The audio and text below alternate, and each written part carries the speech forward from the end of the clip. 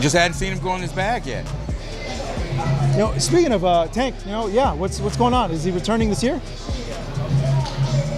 Wait and see. Oh, come on, Leonard. Wait and see. You're fairly confident it will be this year. Well, I'm very confident that when he's ready to go, he's going to let the boxing world know. All right.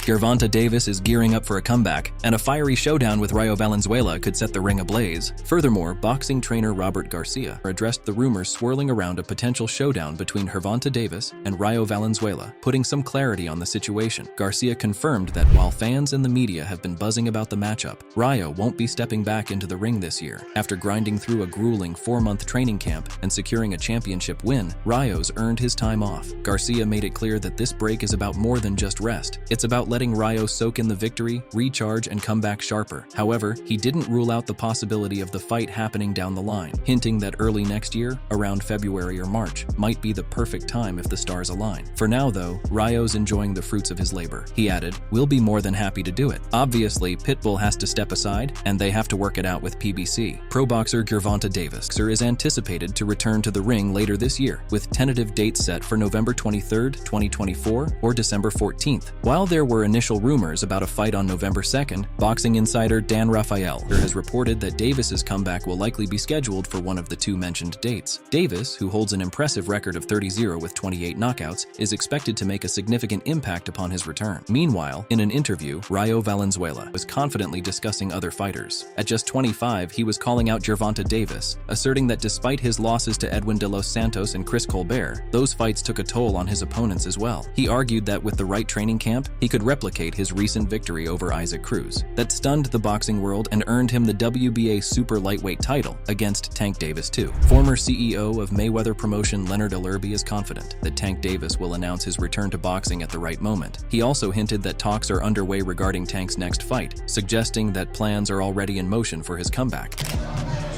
Just hadn't seen him go in his bag yet. Speaking of Tank, yeah, what's going on? Is he returning this year? Wait and see. Oh, come on, Leonard. Wait and see. You're fairly confident it will be this year. Well, I'm very confident that when he's ready to go, he's going to let the boxing world know. All right.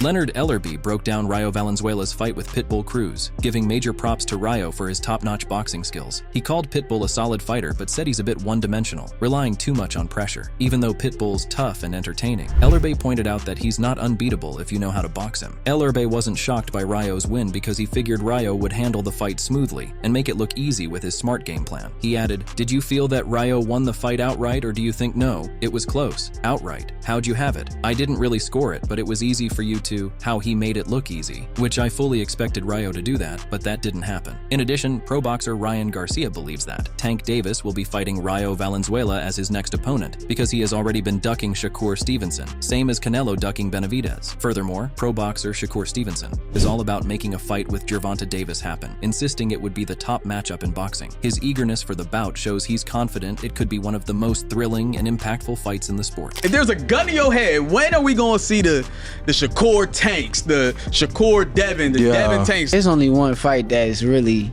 the one that, like, if we were like gonna be for real about it, like, keep it on. What's the fight? My opinion, because we talking about like skill and like boxing, like all around boxing, right? Yeah. Because we ain't talking about somebody that just got a good jab or what. Yeah. We talking about like all around. Can do everything. Yeah, boxing. Yeah. Me and Tank the biggest fight. That's the one. It's the biggest fight in the world. Yeah. Like it's gonna be the biggest boxing fight in the world when it happens.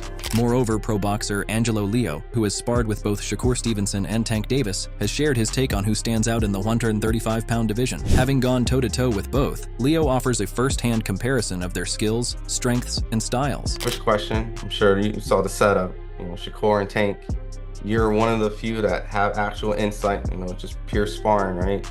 But while you're getting prepared for your fight with arguably the best guy in the division, that division hasn't solidified who's the best. Do you have an insight of maybe Shakur and Tank, if they did face each other, who would win? Personally, I like Tank a little bit more.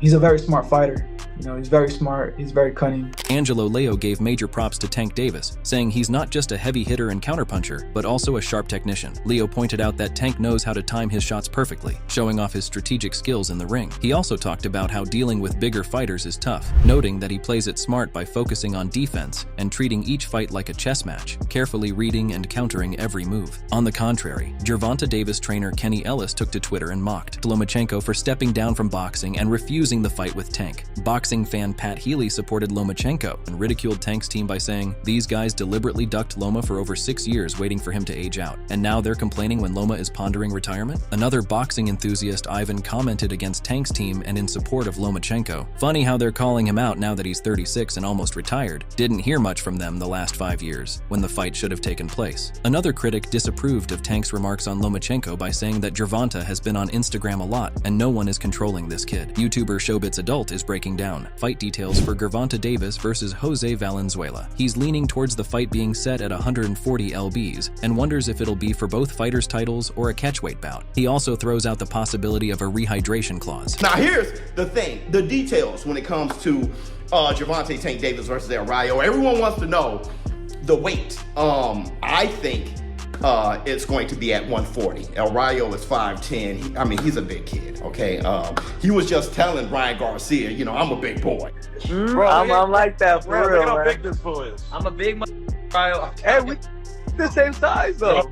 I'm not. I'm big. I'm meaty. Showbits Adult discusses the potential presence of a rehydration clause. This type of clause typically limits how much weight a fighter can gain back after the official weigh-in, which could be particularly relevant given Rayo performance and stamina during the fight. Showbiz Adult suggests that this could play into Tank Davis's favor, especially if Davis capitalizes on a potential physical advantage to deliver a decisive body shot that could lead to a knockout. He added, "Rayo, you know he has 2 losses. One of them was a robbery. Chris Colbert, he beat him. The first one, though, was a knockout. De Los Santos, that was a fantastic slugfest. I think Elio was a bit immature that fight though, it seemed like he was rushing a bit. I know that's a fight that he would want back." Furthermore, former pro boxer Paulie Malignaggi was asked whose legacy among Tank or Shakur gets hurt more if they don't end up fighting, and who is the bigger culprit in the game. Paulie further commented that Tank and Shakur are possibly the best matchup in the lightweight division. He also claimed that if Shakur Stevenson is put up against the best in his class, that will determine how good he can really be. The question marks are on Gervonta Davis, because if he thinks Shakur is good, then that is the fight to make. And if he doesn't think Shakur is good, then that is still the fight to make, because it will reveal the answers. The Tank versus Shakur bout is a real 50-50 fight because nobody knows who is going to win. That's why it's the fight to make. Malignaggi described the irony behind boxing matchups as he said that you rarely see 50-50 fights anymore, which were common in the 80s. Moreover, pro boxer Rolly Romero explains that he predicted Rayo Valenzuela would win because he believes Pitbull Cruz was never meant to be champion. He suggests that Pitbull's previous success was due to having a bad day, implying it was a fluke, and confidently states that he himself will become champion again, so the result doesn't bother him much. So you thought that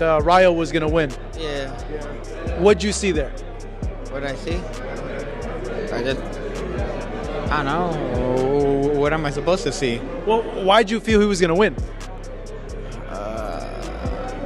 Pitbull was never supposed to be champ to begin with. Raleigh's got no worries about Pitbull Cruz losing. He brushes it off like it's nothing, fully confident he'll bounce back and be champ again, so this loss doesn't faze him. When asked if the fight was close, Raleigh breaks it down, saying it was a tight match at 84-84, but he's quick to point out that Rayo pulled ahead convincingly. Even though there were some close rounds, he doesn't think there's much debate. Rayo handled business, plain and simple. Pitbull may have landed a good shot in one of the rounds, but Raleigh doesn't make a big deal out of it. To him, that's just how boxing goes. Sometimes you get hit, but it's about how you finish. He's unfazed by the moment and keeps his focus on the bigger picture. Then, when the idea of a rematch comes up, Raleigh's all in, saying he's got no problem seeing them run it back. He doesn't think the outcome will be any different though. He believes Rayo's got Pitbull's number and will win again, just like he did this time. How would he match up with the wits of Tank Davis? Because now we've realized that he's a very good boxer too. Yes, we knew it, but now he's put it on display. I really wanted to see how that was going to go. Lomachenko is actually a very exciting fighter too, so. Chris Algieri reflects on Isaac Cruz's performance in his recent fights. He notes that Cruz had previously struggled with rangy opponents, and this was again evident in his bout against Jose Valenzuela. Algieri points out that Cruz's team might have underestimated Valenzuela, thinking he would be less disciplined and more of a straightforward puncher, similar to Rolando Romero. However, Valenzuela proved them wrong by demonstrating exceptional discipline and tactical acumen throughout the fight. This allowed him to exploit Cruz's weaknesses weaknesses, particularly his difficulty handling opponents who can maintain distance and box smartly. Algieri suggests that Cruz's recurring issues with these kinds of fighters are a significant concern, especially as he continues to face taller and more technical opponents in his weight class. Do let us know in the comment section below. If you enjoyed this video, make sure to subscribe and check out some of our other videos on the screen right now.